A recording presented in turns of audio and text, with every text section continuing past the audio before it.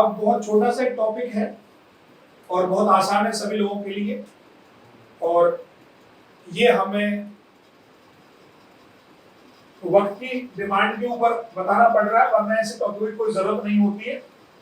मांगलिक विचार कोई बड़ी बात नहीं है। आजकल देश में लगभग, जहां जनसंख्या अगर मान लो 100 की बात करें तो लगभग 70% लोग मांगलिक होते हैं। अच्छा, टॉपिक है आप जो है मांगलिक दोष है, मांगलिक विचार। क्या कहता है मांगलिक विचार? मांगलिक विचार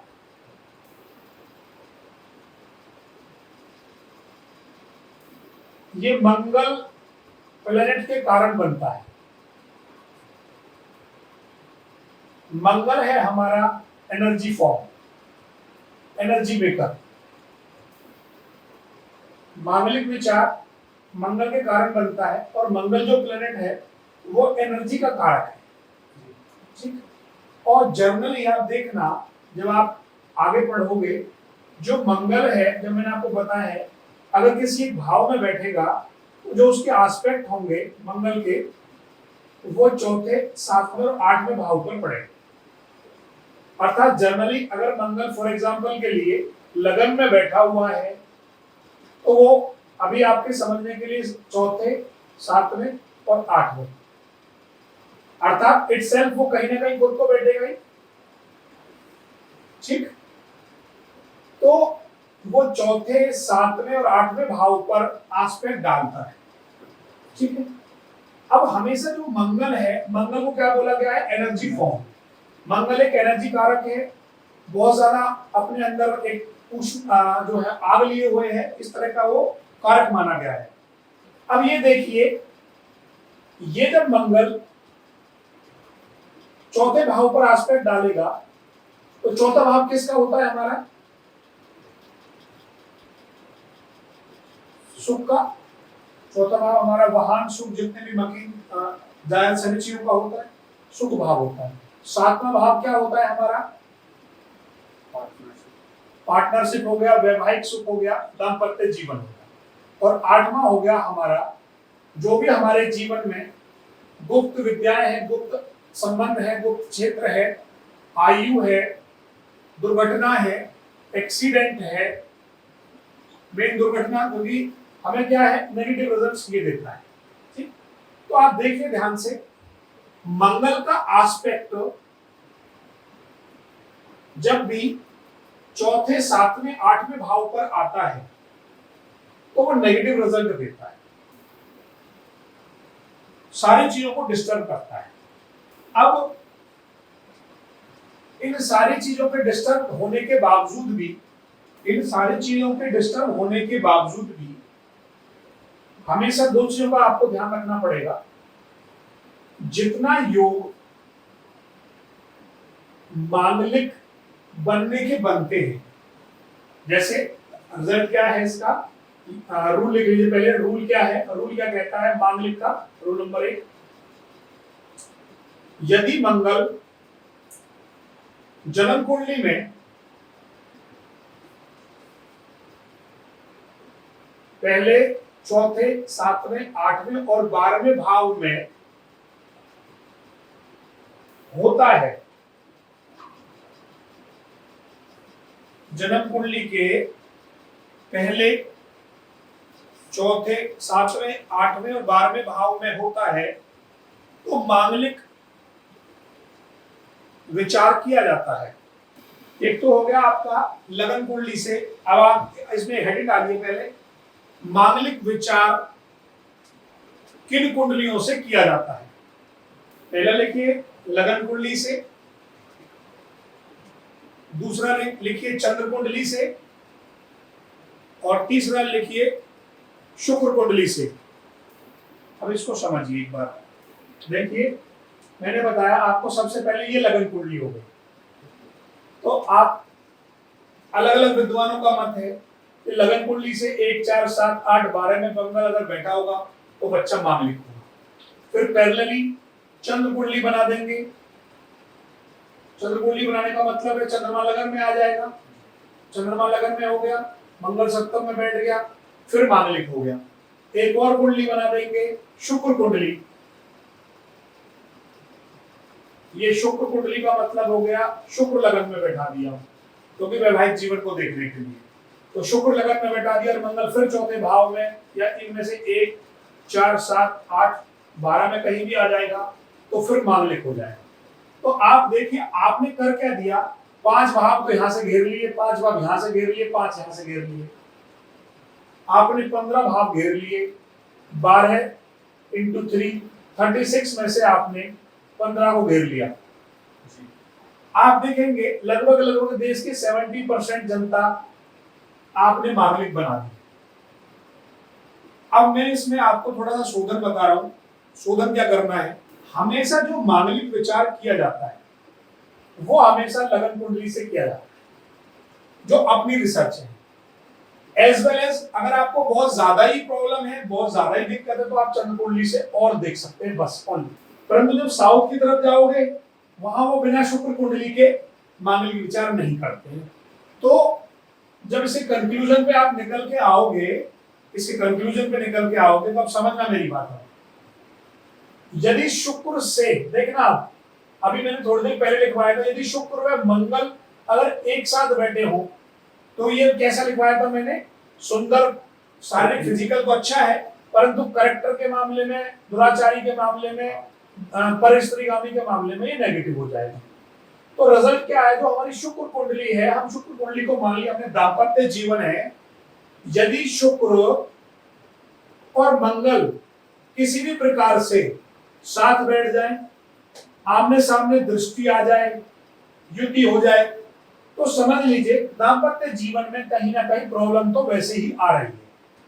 ठीक, तो इस कुंडली की हमें जरूरत नहीं, यहीं से हम दिमाग लगा लेंगे इन दोनों से ही कि शुक्र और मंगल का एक दूसरे की राशि में आना, साथ बैठना, एस्पेक्ट होना, वो हमारे लिए दाम्पत्य जीवन के लिए प्रॉब्लम घातक है। अब इसमें पॉइंट लिखिए, जैसे मंगल प्रथम भाव में क्या रिजल्ट देता है, क्या प्रॉब्लम करेगा। यदि लगन में मंगल बैठता है तो व्यक्ति जिद्दीपन हो, जिद्दी, उग्र स्वभाव और क्रोध को जन्म देता है। चौथे भाव में लिखिए, मंगल चौथे भाव में गृहस्थ जीवन में अपमानित होना पड़ता है और हमेशा घर की सुख सुविधाओं में कमी बनी रहती है। आप जनरली ये भी समझते हुए चलिए, थोड़ा सा देखिए, मंगल अगर यहां बैठेगा जनरली तो ये कौन सा भाव है, चौथा भाव है। कालपुरुष कुंडली के हिसाब से समझने के लिए चौथा भाव है, और मंगल कौन सी राशि में नीच का होता है, कौन सी राशि में नीच का होता है, कर्क में, 4 नंबर में। तो जनरली ये भी समझते हुए चलिए मंगल 4 नंबर में यहाँ बैठा हुआ है लाल किताब के अनुसार, तो चौथे भाव में वो ये कहा गया है कि आपको जहां आप रह रहे हैं वो घर आपको छोड़ना पड़ जाएगा, आपको अपना वो एरिया छोड़ना पड़ जाएगा, दत्तक पुत्र बन सकते हैं, 2 पत्नियों के 2 माताओं के द्वारा प्यार मिल सकता है। तो बहुत सारी कंडीशंस लिखी हुई, वो इसलिए लिखी। अब लिखिए सप्तम भाव पे, आप लोगों ने खूब सुना होगा कि जी मंगल सप्तम में बैठा है, दाम्पत्य जीवन में सुख का कमी करता है, दाम्पत्य सुख को आपस में जला देता है, अग्नि कारक है, इसलिए यहाँ भी अशुभ माना गया है। अच्छा अगला है, अगर अष्टम भाव में मंगल क्या रिजल्ट दे रहा है, देखो सबसे इंपोर्टेंट बात है, 8वां भाव जो होता है वो लेडीज का सुहाग होता है, सुहाग, आयु और दुर्घटना। यदि मंगल यहाँ बैठता है तो तीनों चीजों में कमी करता है। और 12वें भाव में लिखिए, मंगल 12वें भाव में आपस के मिलन संया सुख को कम करता है। और जब आप देखेंगे 1, 2, 3, 4, 5, 6, 7, 8, जब मंगल 12वें में बैठेगा तो उसकी 8वीं दृष्टि अगेन दोबारा 7वें पर ही होगी। तो डबल सबसे ज्यादा प्रॉब्लम करेगा मंगल 12वें भाव में अगर बैठा हो, तो खुद तो 12वें में होकर वहां प्रॉब्लम क्रिएट कर दी, अपनी 8वीं दृष्टि से 7वें को भी डैमेज कर दिया। तो इन जो ये भावों को बोला गया है, इन भावों में वो कहीं ना कहीं प्रॉब्लम क्रिएट कर रहा है। तो ये जो भाव अभी मैंने लिखवाए हैं, ये भाव मंगल के लगन कुंडली से या चंद्र कुंडली से, लगन कुंडली से या चंद्र कुंडली से अगर इन भावों में मंगल बैठा होता है तो बच्चा मांगलिक कहलाता है। यहां तक सभी को समझ में आया। अब आगे लिखिए इसमें थोड़ा सा, मांगलिक दोष के दो प्रकार के परिहार बताए हैं। मांगलिक दोष को खत्म करने के दो प्रकार के परिहार, मतलब दो डिवीजन बताए गए हैं। पहला होता है आत्म कुंडली परिहार, आत्म कुंडली गत परिहार, और दूसरा है पर कुंडली गत परिहार। तो पहले लिखेंगे हम आत्म कुंडलीगत परिहार। पॉइंट नंबर 1, जातक की कुंडली में, अब देखना यहां बड़ी इंपॉर्टेंट बात लिखी है, जातक की कुंडली में मंगल शुक्र की राशि में बैठ जाए तथा सप्तमेश केंद्र में त्रिकोण में हो जाए तो मंगल दोष समाप्त हो जाता है। पहला पॉइंट, दोबारा रिपीट करूंगा, कोई भी जातक की जो कुंडली होगी, मंगल शुक्र की राशि में बैठ जाए, शुक्र की दो ही राशि है वृषभ और तुला, ठीक है, उनमें बैठ जाए, एक पॉइंट हो गया ही की। दूसरी बात इसमें क्या है, सप्तमेश, सप्तम भाव का स्वामी यदि वो केंद्र त्रिकोण में चला जाए तो मांगलिक दोष का परिहार हो जाता है। तो ये क्या हो रहा है, अपने आप खत्म कर रहा है, वो सेल्फ के हिसाब से खत्म हो रहा है। दूसरा पॉइंट लिखिए, नहीं अब पॉइंट नंबर 2 इसी में लिखते चलेंगे, पहले इसके 3-4 पॉइंट है वो लिखवाएगा। आत्म माने अपने आप नष्ट हो रहा है हमारी प्रकृति द्वारा। दूसरा है पॉइंट नंबर 2, जिस कुंडली में मांगलिक दोष है यदि शुभ ग्रह है, गुरु, चंद्रमा, शुक्र, शुभ ग्रह जो स्वाभाविक रूप से शुभ ग्रह हैं, जिस कुंडली में मांगलिक दोष बन रहा है उसमें शुभ ग्रह केंद्र में त्रिकोण और सप्तमेश सप्तम स्थान में हो तो भी मांगलिक दोष समाप्त हो जाता है। इसका मतलब ये है कि यदि देखिए बड़े ध्यान से, सीधा सीधा सा फंडामेंटल हो गया, भाई मांगलिक बन रहा होगा तो मंगल या तो यहाँ होगा या यहाँ होगा, यहाँ होगा, यहाँ होगा, यहाँ होगा, यही तो बनेगा। अब उन्होंने क्या पकड़ दिया, उन्होंने कह दिया इस जो भी आपके नैसर्गिक शुभ ग्रह हैं, चंद्रमा, शुक्र और गुरु, ठीक है, नैसर्गिक शुभ ग्रह हो गए, ये कहीं भी इनमें से इनके साथ कोई भी, इनके 3-5 के साथ कहीं भी कोई भी एक प्लेनेट बैठ जाए, ठीक, या इनमें से केंद्र में बैठेगा तो इन तीनों बैठ जाएगा, या त्रिकोण में इनमें से कोई बैठ जाए 1-5-9 में, ठीक है, कोई भी कंडीशन हो जाए। और ये भी ना हो तो जो सप्तमेश है हमारा वो खुद यही बैठा हो तो भी बात कट जाएगी। अर्थात ये लिखा है रूल, मंगल के साथ सप्तमेश बैठा हो तो भी मांगलिक दोष खत्म हो जाता है, समाप्त हो जाता है। आगे लिखिए, कुंडली में मांगलिक दोष यदि मंगल स्वराशि या उच्च राशि का होता है तो स्वतः ही समाप्त हो जाता है। आगे लिखिए, मेष का मंगल, अगला पॉइंट है मेष का मंगल लगन में वृश्चिक राशि, मेष का मंगल लगन में वृश्चिक राशि, चौथे भाव में वृष राशि, उसमें मंगल का बैठना, कोमा कुंभ राशि में मंगल का बैठना अष्टम भाव में, कोमा धनु राशि में मंगल का बैठना 12वें भाव में, इन सब स्थितियों में भी मंगल दोष समाप्त हो जाता है। कुंभ राशि में बैठना, धनु राशि में मंगल का बैठना 12वें भाव में, वे भाव में। और लास्ट पॉइंट है धनु राशि का मंगल 12वें भाव में बैठना। अगला लास्ट पॉइंट है गुरु, चंद्रमा और राहु, गुरु, चंद्रमा, राहु अब देखना, या तो इनके साथ बैठा हो मंगल या दृष्टि में बैठा हो तो ये योग कट जाता है। ये हो गए आत्म परिहार। अब है पर कुंडलीगत परिहार। सबसे पहले इसको समझना होगा।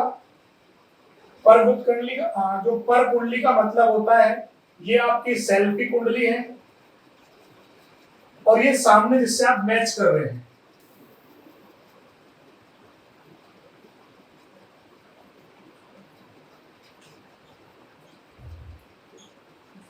ठीक है।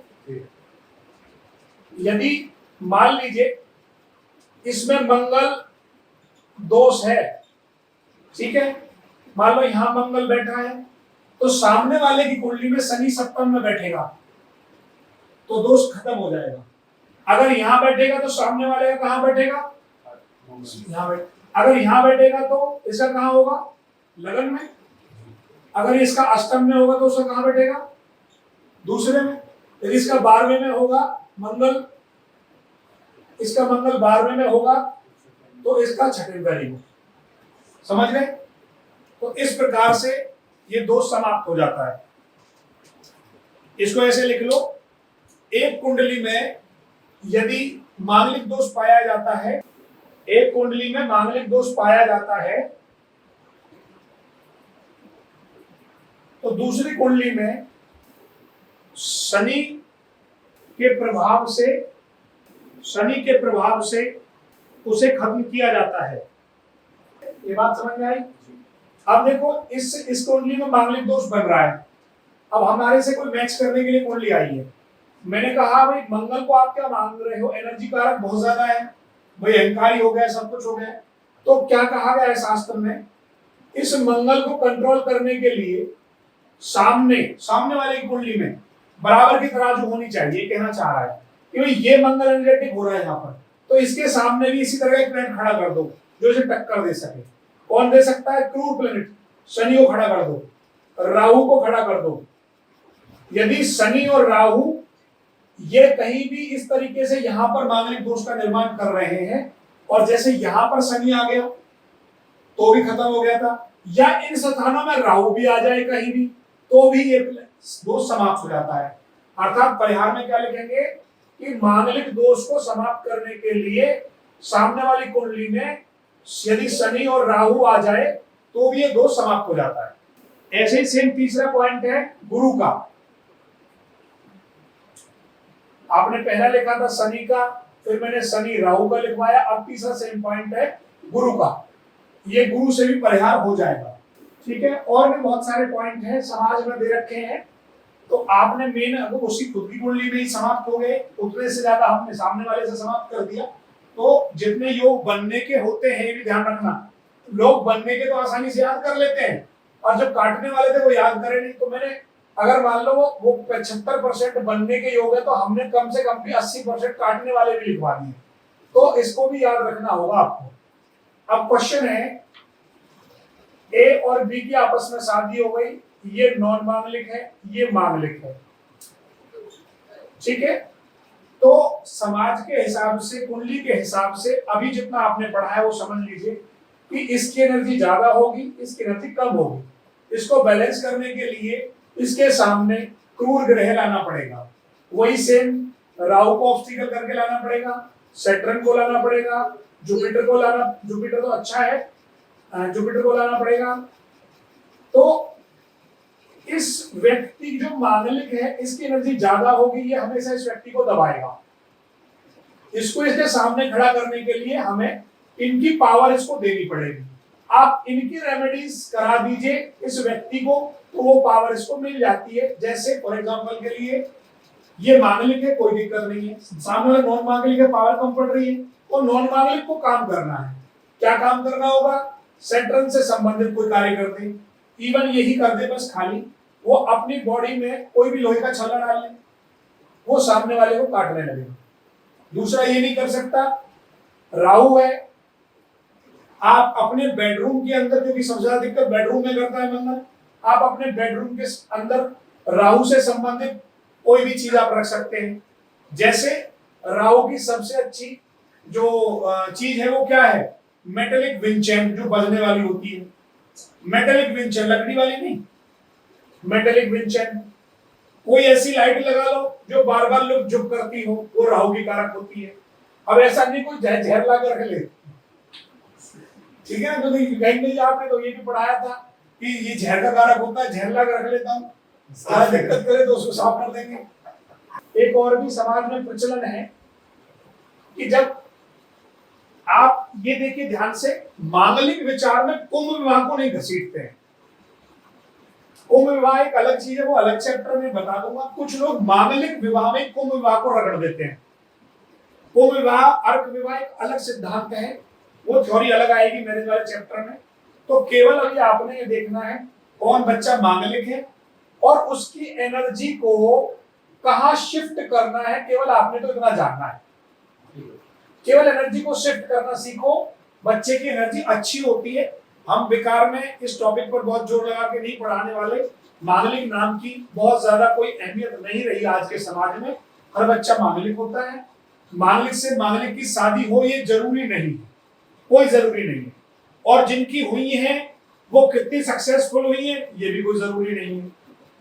तो आगे चल के जब आप एडवांस में मैरिज के रूल पढ़ोगे तो वहां देखोगे ए और बी को शादी क्यों करनी चाहिए, वहां मांगलिक का भी कंसेप्ट आएगा, वहां एक दूसरे के विचारों का भी कंसेप्ट आएगा, नेचर का भी कंसेप्ट सबसे इंपॉर्टेंट है कि हम साथ रह पाएंगे या नहीं रह पाएंगे। ठीक है, ये सारी चीजें आपको मैरिज वाला जब 7वां चैप्टर आएगा 80 के अंदर, वहां ये दिखाई जाती है कि हम एक दूसरे के साथ रहें या ना रहें, दो शादियों के योग बनेंगे या नहीं बनेंगे, वैधव्य योग, दाम्पत्य योग बन रहा है नहीं बन रहा है, कौन किसको डाइवोर्स देगा नहीं देगा। तो यहाँ तो केवल मांगलिक के बारे में बताया कि कोई बच्चा मांगलिक है या नहीं। ठीक है।